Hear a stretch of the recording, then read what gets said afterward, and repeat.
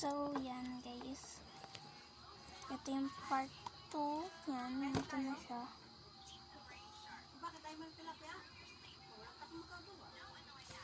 So, guys, by the way, habang nagko-color ako, dito kasi lagi nagtuturn off yung PC ko. Alam niyo kung bakit? Di ko alam. Hindi ko rin alam eh. Nagtuturn off na lang siya. I don't really know kung bakit. Hindi niya ako magpa-vlog ng ng ito.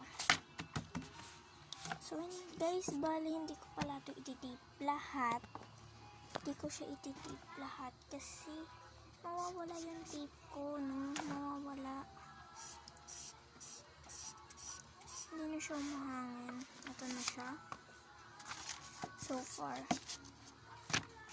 Kaya guys, like and subscribe na.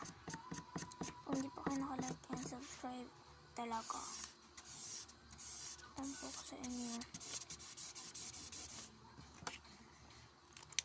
So, let's start. Ikakat na natin siya with this scissors.